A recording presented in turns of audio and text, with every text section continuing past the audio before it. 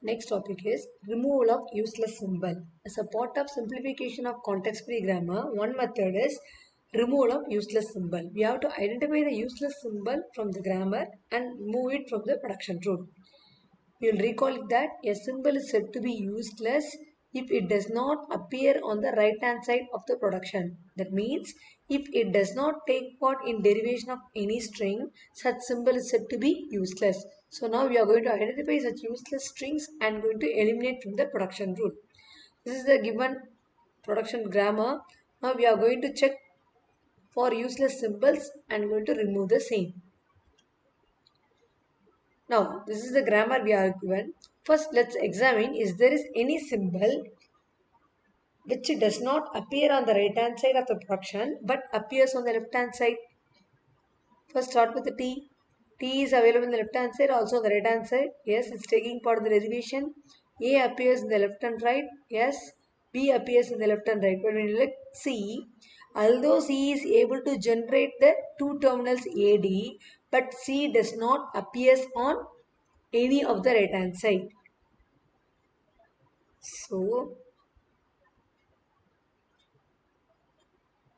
C does not appears on right hand side. So we can remove that C equal to AD. There is no need to have such production rule. I can eliminate this directly. Also if I am removing C, it will not affect any part of input generation because C does not occurs on right hand side. Now let us look the next one. When you take B, yes, B maps to AB or B maps to B. It is able to generate two terminal strings. Yes. Also B is occurring on the right hand side of the production rule. So it is also generating and it is also reachable from the stop symbol. Yes. So this is valuable production. Now let us examine the next one. A maps to AA. A maps to AA. When I extend again replace with A, what I'll get? I'll get A maps to again AA. Again when you take this, it will go to A maps to AA. So what happened? I can extend. But is there any way to terminate this? No. Because now this A becomes useless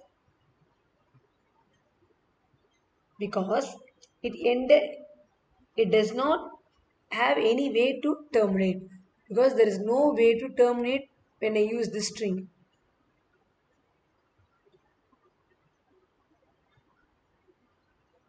So this becomes redundant. It keeps on extending a grammar without any meaning. So this part can be removed.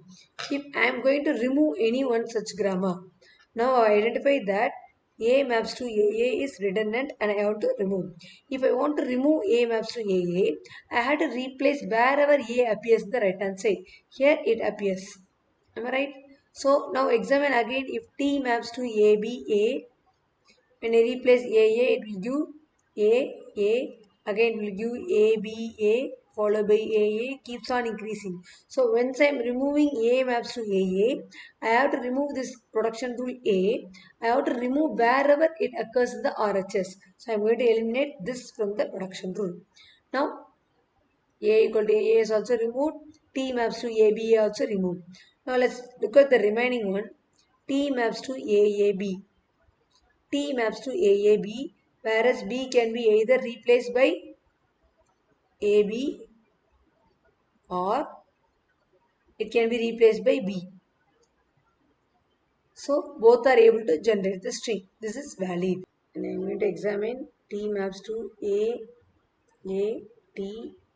Either it will take AA, again it can take AAB. So we know how B may end up. Either it may have AB or it may have AAB. So it is able to generate. So this becomes valid. So now from this we can identify what are the valid production rules, useful production rules.